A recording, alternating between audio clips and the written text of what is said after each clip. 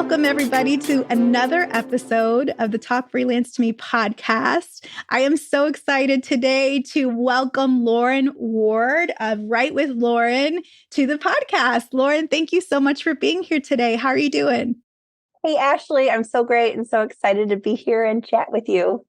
I have found your content. I found you on Instagram, and all of your content is just so rich, so value packed. And I was like, man, she knows what she's talking about. She must be. Oh my gosh, that makes me so proud to hear that. Thank you. Yeah. So thank you for being open to connecting with me on Instagram and for carving out time in your day. Freelance fam, I wanted to read a little bit from Lauren's bio so you can kind of get to know her a little better. So here's a bit. Lauren is a personal finance freelance writer who went from a part-time side hustle 10 years ago to a six-figure business today. Congratulations. Thank you. Her work has been featured in a variety of publications, including USA Today's Blueprint, Fox Business, This Old House, and more. Congrats, congrats, congrats. These are big outlets. That's incredible, Lauren. Thank you so much. Thank you for being here. So that's huge to be in freelance. And you hear even just about businesses and business owners that a lot of times after 2 years, there seems to be the sweet spot where some folks, entrepreneurship, working for yourself is not easy. You've been doing this for a long time. So how did you get into this? How did you decide to start the side hustle first and now scale up to a full-time business? Yeah, so I started a little bit after my first son was born. I quit my full-time job. My husband was a high school English teacher, and I just wanted, to earn a little extra money and just kind of keep up my skills in case I ever wanted to go back into the full-time workforce. And so I think my first gig I found on Craigslist, editing novels for a local fiction writing group. That was really fun. And then I was like, I wonder if I could find more work like this. And I found Upwork, which at the time was Odesk. So I had worked at the Federal Reserve Bank of Richmond before that. And I started off as an assistant and then worked up into just sort of a research support, not like an economist researcher, but just sort of helping with documents, events, that kind of thing. And that was during the recession when there's a mortgage crisis. So I learned about all that just working there. And I found a job helping create study courses for mortgage loan officers. And I was like, I can do that. I know what mortgages. Yeah. And it was really just reading and simplifying stuff. And then after that, I got an editing job at a personal finance website, editing credit card reviews.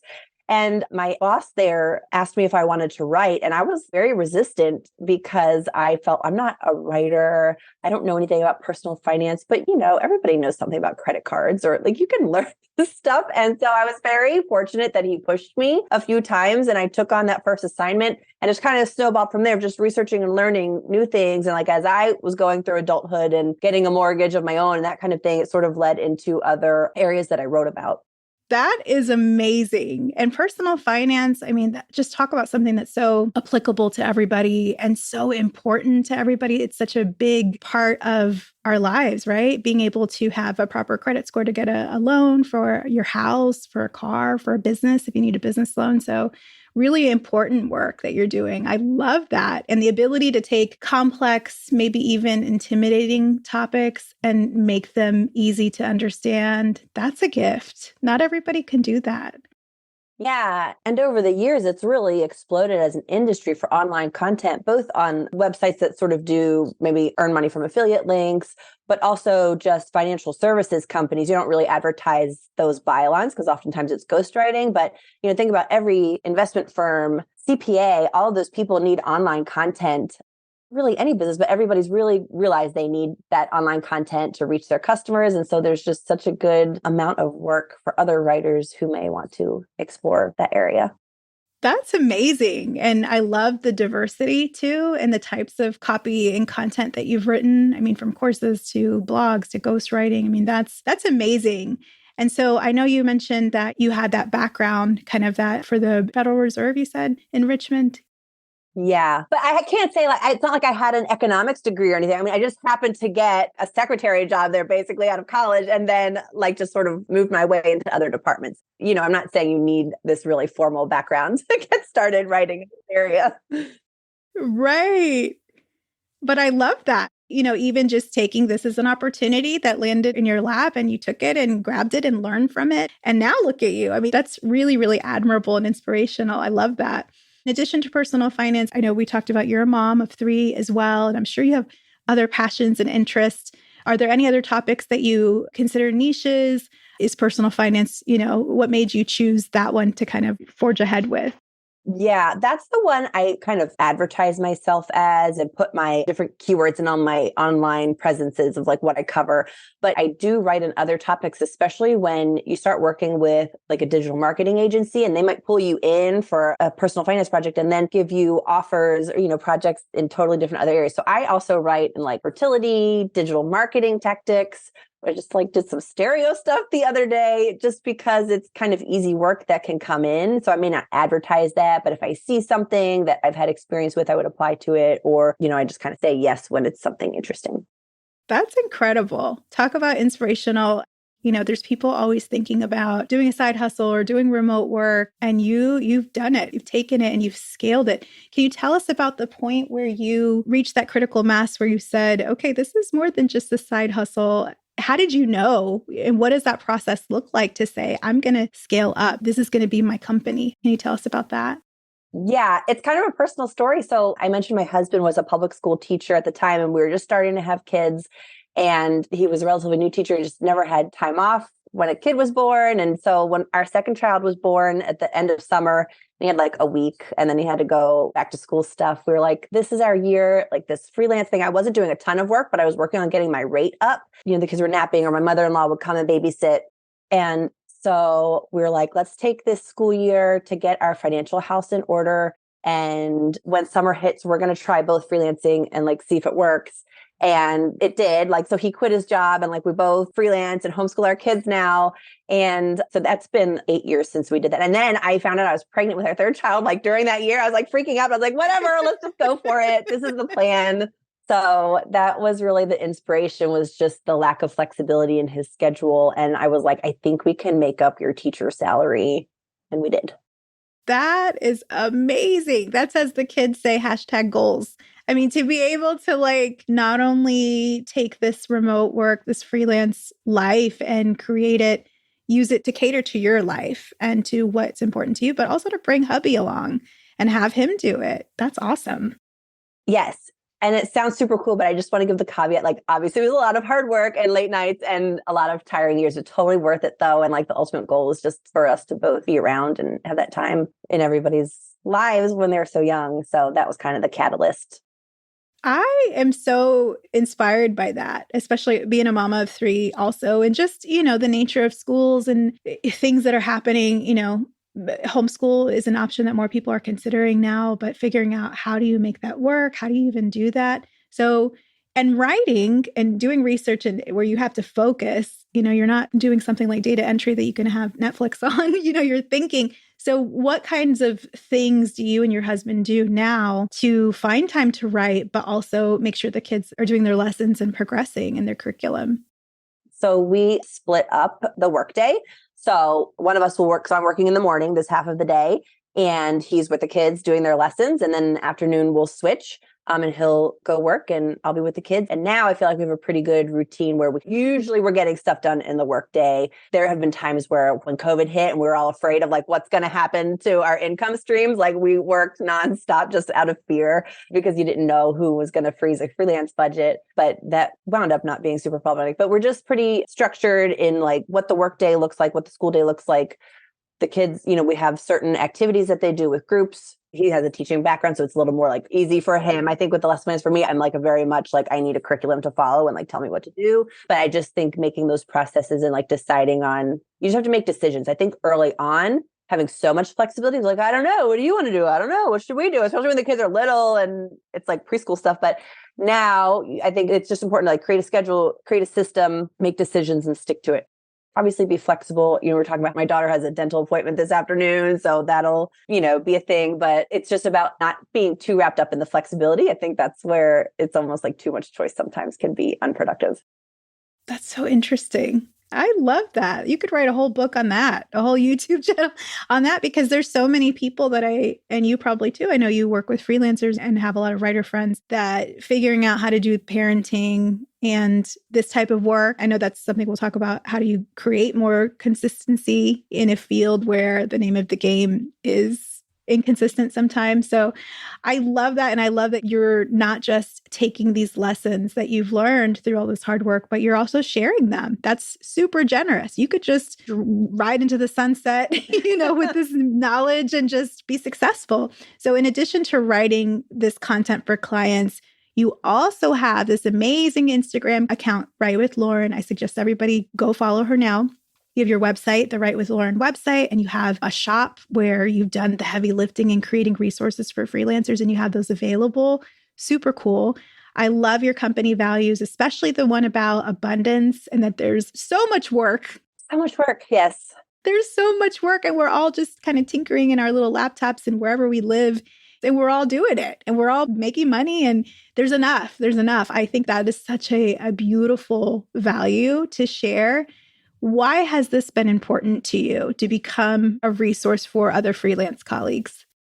It's so important to me because connecting with a couple other writers really changed my game. I was really, I don't know, maybe 5 or 6 years ago, I was just chugging along and thought I was doing well. And I went to a conference and just met a freelance writer, and we were talking rates, and I realized she was charging 3 times more than I was in the same industry.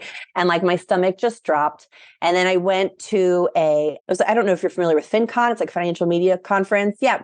Yes, that makes sense for your niche. Yeah. They have a freelance writer track. I went to a couple of presentations where I just learned really great prospecting skills from those freelancers who were a little bit ahead of me, and found a course that was just a couple $100s. I made that back within a week of learning the tactics that she had put out in the course. And it was just if I hadn't met those people who shared information, I would still be chugging along at third of the price. Think of how many years I was not charging my value, and probably clients thinking boy, that's a bargain. And all the hours that it took to meet my goals and thinking is this the maximum, kind of in that mid tier. And that was when I was able to kind of scale up to 6 figures. And of course, learning, just experience helps with speed, research, quality. I mean, all of that goes into account too, but it's so important for me to share because I had that and it changed everything for me. That is incredible. I love that. Yeah. It was a lot of really good interactions that just helped so much. And I think we need more of that. We need more collaboration. We need more transparency, more talking to each other, because that's how we all do better. That's how we can all have more sustainability and, dare I say, joy, dare I say, enjoyment. Could this be fun? Yeah, it can be fun. It's going to be stressful, but yeah. It can be fun. That's why I'm so excited for your podcast, because I have the type of business model I've created just because that's how I figured things out. But I'm so excited, and I love hearing from other freelancers of how they structure things or types of projects they do, because there's no one resource of learning how to do this. There's so many different ways. And how else do you learn if you don't listen to what other people's experiences? I agree completely. I'm talking to another guest on the podcast who does UGC, user generated content. Which I'm okay, well, that makes sense. Who knew, right? Who knew? Who knew? Who knew? Yeah. And if you're not doing that right now and are interested, you can learn that and start. I focus on long form content, but I'm trying to learn more short form email type stuff because I think it's interesting and something different to do. So I think it's always good to keep learning and building out your skill set. Then you have more to offer your clients. I do too. And it all starts with writing. That's something that I just believe. I'm writers, we need to pick ourselves up, and we need to charge fair rates, and we need to not buy into these ideas of scarcity and fear and things like that, because every motion picture, every amazing Netflix series, every campaign that generates tons of money for nonprofits, or even a business plan for a company that gets venture capital funding, everything. Yeah. Every app, everything has words on it. Everything has to start with writing, right? It starts with words. It really does start with words. So I love that. And I love you talk about LinkedIn a lot, which I think a lot of people have heard about the value of LinkedIn, but they might be more comfortable with some of the other apps. Can you share some tips for freelancers specifically who want to leverage LinkedIn to grow their network? Yeah. So I think there's a couple things to do. First of all, I would really optimize your profile of just putting in all the topics you cover, whether you pick a niche or you consider yourself a generalist. If someone's looking for a freelancer, they're looking for the words related to their business. So just have like, I cover topics such as, and list them out. So it's not, you're not cutting yourself off from other opportunities, but it gives a way for people to find you. Also, I know people get really nervous to make connections on LinkedIn, but the whole point of being on LinkedIn is to make a connection. So don't be nervous. Like, you really need to grow your network and try to get to like 100 people. And you can, I think you're allowed to connect with 20 or 30 people a day. I don't remember, but just both other freelance writers and maybe editors or companies, content directors at places you would want to write for. And you don't have to cold pitch right away. Just say like, hey, love your work, love your website, whatever. I'd love to connect. That's what people are there for. And then that just brings in automatic leads, because if an editor ever posts for a need on their LinkedIn, like, hey, I'm looking for a writer, it comes to the top of your feed. A lot of work is being found not in formal job postings, but just within the posts of LinkedIn. And anytime a freelance writer in your network comments on another post, that bumps into your feed. So you're getting like this natural ecosystem of job leads just by building your network. I love that. I think that's amazing. And actually, I'm talking to a friend. She works for an AEC marketing firm. And she and her colleagues are looking for freelancers. They don't know how to find freelancers. They're wondering, where do we find great writers? And I'm like, there's a ton of them. So you're right. Being that, optimizing that profile and allowing yourself to be found. I mean, that's a huge. You can proactively search posts as well and just use words like looking for a freelance writer and like filter. It takes digging because you have people like me or whoever like writing about freelancing, but you can dig through and like just find those posts even if you're not connected with people. And then one other recommendation I have for LinkedIn is I do recommend, if when you're like really actively looking for work on there, pay the $40 a month for LinkedIn Premium, because you can send direct in-mail rather than just commenting on someone's post and hoping they follow up with you. That puts you in more control, and then you can send your relevant writing samples just straight in their inbox, and it just helps you stand out more. And then you can just cancel if you're not really looking for work or want to scale back. Great tip. Thank you for the gem. I hope, Freelance fam, I hope you guys are listening, because that was a golden premium tip for free from Lauren. Yes. Tax deduction, $40 a month. There you go. Exactly. 100%. Happy tax day, by the way. Oh, yeah. That's true. That's true. So happy. Exactly. Glad it's over. My goodness. That's so good. So much goodness in that. So a lot of freelancers struggle with this feast or famine nature of freelancing. And that's something that I hear too, and maybe you hear too from aspiring freelancers or folks that are thinking about it, is, that instability, how do you manage that? But you have created like this genius around this and have some great ideas about this. So can you share some tips for managing and consistent income and even workload? Right. So yeah, I mean, it's always a juggling act, but I just kind of have these touch points I do throughout the month so that I always know where I'm at. So I think you always need an income goal each month. Like, what's your minimum you want to make? So it might not be a full-time thing. It might just be your monthly side hustle. And I want to make an extra $1,000 a month, but you're always tracking that. So I have like a Google Doc where I have every single project, the price, and then like the total for the month that I know I'm going to make that month. It might not be in my bank account, but I know I've earned it. And so that kind of gives me a sense of how much more work I need to book. And then I am like looking on a paper calendar of like where I have every deadline or everything I'm going to write that day. I kind of know how much I can do in one day. So like, be realistic with how much you can get done in a day. And so you're like scheduling that out. But I'm really checking like at least a couple times a week to make sure if I'm not booked for the next week or two, you can bet I'm pitching somebody or following up with a client or looking for new work. Like, I think just to have that constant outlook of what's coming up and what do I need to bring in order to meet my goal. You just always have to know what's going on in your business. And I love that. That's so empowering too. I think sometimes, and it's kind of in line with personal finance and people with their budgets. And, sometimes we're just charging it. And we don't really, oh my goodness, look at my balance, look at what I'm doing, but not being so passive with it and just, okay, I didn't receive any inquiries. No, we actually have to go out and, like you said, always be pitching, always be noticing kind of where we are in relation to our goals. So it's great advice. And then it's easy, like when you list everything out in such a way, it makes it really easy to follow up with the last 3 to 6 months of people. And you'd be like, who haven't I worked with lately? Like I just did that the other day. I was like, oh, I don't have this person booked yet this month. Let me see if they need topics. And she was like, oh, can you send me some pitches? And, I just booked 2 blog posts to get done by the end of the month. And actually, let me add this. When you review like where all your projects are coming from, you can see what works for you. Like that's when I realized LinkedIn was where I was getting the most of my work beyond referrals. It wasn't job boards or anything like that. When I realized that, that's when I really decided to go all in. I'm trying to like post and maximize my thing and made a little Canva banner that was pretty, like Absolutely. so like just see what's working for yourself. It gives you insight into like where your ideal client is hanging out. 100%. And which clients, are really bringing home the bacon and which ones are not. Maybe the juice isn't worth the squeeze and maybe we need to let him go. Maybe we need to move on a little bit. And yeah, that's really great stuff. Yeah. And then if you don't, maybe your calendar's full, but you have like that bottom hanging client that you don't love or takes too much time for the effort, like then you can kind of maybe job hunt or, pitch a little less aggressively, but to try and replace that income with something more enjoyable. I love it. Love it. Love it. Love it. So much wonderful, wonderful golden advice here.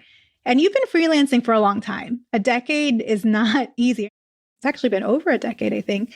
So to what do you attribute your success and your staying power? Never wanting to walk through office doors again. I will hustle for the money. Say it louder for the folks in the back. It is worth it to me to be working on a Saturday to meet my income goal than to go work for somebody else. That's it. I will hustle my butt off just to have my freedom of time. I mean, I just think about that. That's so much. And I think with our generation, it was all these material things that this is what success is, right? Yes. Yeah. These titles, this corner office, I don't know. And now I'm with you. It's all about that freedom of time, having that control, having that autonomy to say, yeah, I'm going to take these couple days off to go be with my kids doing this or that. Or let's go travel on a non-school holiday. And I think too, like, it's funny because not everyone's values are the same. Like you're talking about, I remember going to like a bridal shower with some former coworkers several years after I was freelancing full time. And it was like kind of corporate people. And they felt sorry for me. I'm like, aren't you proud of me? Like, I'm so stoked that this is what I get to do. And they were like working for the promotion or, it was eye-opening. I'm like, oh, that's not their values, but it's my values. And their values are totally great for them. 100%. And it works. And it's, they're happy too. A lot of them are happy. I have a girlfriend, same thing. Sometimes she'll say, are you still doing that, that contract stuff? And I'm like, yeah. And you've been doing it for so long too, right? Yeah. And she's like, don't worry, you'll find something soon. I'm like, girl, I'm not looking. This is my thing. Yeah, it's so funny. But yeah, everybody has different values. I just think it's fun. Even though I know prospecting can be stressful, I think it's fun. Like that thrill when you get the new client. It's a good time. It is. And you think about it like that negotiation piece, that pitching yourself, pitching your ideas, you got to do that in every aspect of your life. So whether you're working for the man and you have to say, hey, boss, here's the business case of why I should be promoted and why I deserve more compensation, or you're working for yourself like us and you're saying, here, prospective client, this is what this writing product, how it's going to impact your bottom line, how it's going to generate income for you, increase sales or what have you. You're always going to have to do that. So that's a skill that, like you said, I'd rather be doing that all day long and having the freedom. I think it's fun. That's right. I love that. So what has been, I'm sure, and you've talked about this, all these lessons that you've learned and how you've perfected kind of your rhythm now. What has been the biggest lesson that you've learned in your freelance journey? So I think I'm always still learning this lesson is that I can be my own worst enemy and like my own worst critic. And it's so easy to focus on just the negative feedback and not the great feedback, or like maybe the client who doesn't really give you feedback, but they keep giving you tons of work every month. So you're doing something right. I think just trying to set the ego aside and not add in negativity where it doesn't exist. Or like, even if there maybe is some negativity with some client feedback, like that's not my whole day. That's not my life. That's one aspect of who I am. So I guess it's just some internal self-work that I always learning, but I think I've gotten better over the years. Like I was just posting on LinkedIn the other day about how I had a recent client and he didn't like my first draft. And he wasn't real clear on like the target audience. I realized he just is the kind of guy who needs something to respond to, maybe doesn't have like a lot of upfront specifications. And the first time I read the email, I was like, oh my God, he hated it, blah, blah, blah. And I read it again, I'm like, oh, he's just like has these couple of notes that are like very specific and easy to implement. And then like the second draft was great. And we moved on and like are still working together. So I think it's easy to add in negativity that isn't there. And that's what I've gotten better at, but I'm like always working on. Amen, sister. I feel that so much because, this type of work is vulnerable. Yes. You're putting yourself out there to so many people all the time. Yes. Every time, every draft, every email, every blog. I mean, you're putting it out there and kind of just waiting and see. Yeah, put yourself out. Even just like posting the stuff on Instagram or LinkedIn. I'm like, what are people going to say? Who cares? It's the internet, whatever. Yeah, it is. And one of the things that I've learned too is just that, and I think Jennifer Hudson said it in an interview on a podcast, and she said, it's not so much about your talent. I mean, talent's important 100%, but it's how pleasant you are to work with. Oh, yeah. That's a great point. Yeah. So I think about that too. And it's like, these folks, our clients, they don't want to be searching for other writers. Right. It's true. They want to get done and, annual report is done, or whatever email drip campaign is done. And they don't want us to go anywhere. So we are both kind of us as the provider and them as the client. We're on the same team. And if we can just kind of keep that and, okay, well, let's work on it. Let's tweak it. Anything can be improved. I mean, it's easier said than done. But yeah, I love that. I love that advice. And it's great when you find those awesome clients that are just fun to have those touch points with throughout the month. Yes, absolutely. And you get to see your impact on their business and grow with them and see them succeed. And their wins are kind of your wins. It's fulfilling, really. I love this, Lauren. You've given us so many generous tips, so much really great advice. So where can people find you? How do you prefer that they connect with you? I also feel like you do a great newsletter. Can you share some of these resources that folks can sign up for? Yeah, so you can sign up for my newsletter at writewithlauren.com. Send it out every week. And I try to get a little more behind the scenes on that because I know like clients aren't signing up for that. I'm going to see it. Like I was talking about my little insecurities with feedback yesterday. Also on Instagram, if you like video content, sometimes I'll just get on there and talk on Reels. It's also at Write with Lauren on Instagram. And then I'm also happy to connect on LinkedIn. It's fun to see what others are doing on LinkedIn, take a look at each other's profiles. Yeah. And it's a good way to you can connect with me and I'll say yes, because you got to start somewhere if you're growing your LinkedIn network. Absolutely. So hear that, folks. You can count Lauren as one of your first 100 folks, your whole first connections. And you can add me too. I love to connect with you. So there you've got two. So yay. Yay. It gets easier after that. Just snowballs. Absolutely. Lauren, thank you. Thank you for being on the Talk Freelance to Me podcast. Absolutely. Thank you for the work that you're doing, for everything you're doing for our profession, because that's what it is. It is a profession, and these resources are going to make a huge difference in people's lives. So thank you for that. Thank you, Ashley, for your work too. I'm so excited to hear all your other guests and all of your experiences as well. Thank you so much. And with that, we've come to the end of another episode. Please make sure you hit subscribe if you haven't already done so, and give me a 5-star review on Apple. This will help out a lot in getting the word out about this brand new podcast. I invite you to check out the show notes and also grab my free Niches Get Riches freelance writing worksheet to brainstorm the best niches for your writing business. If you're not a writer, you can still use it to get business ideas. And until next time, this is Ashley at Talk Freelance to Me. Don't forget, we all get this one precious life. Don't constrain yourself to a box that you were never meant to fit in. It is your right to profit from your own creative gifts. This podcast was created by Ashley Cisneros Mejia. Our music was composed by Donna Rafael of World Instrumentals. Talk Freelance to Me is a product of Phoenix Creative Studio.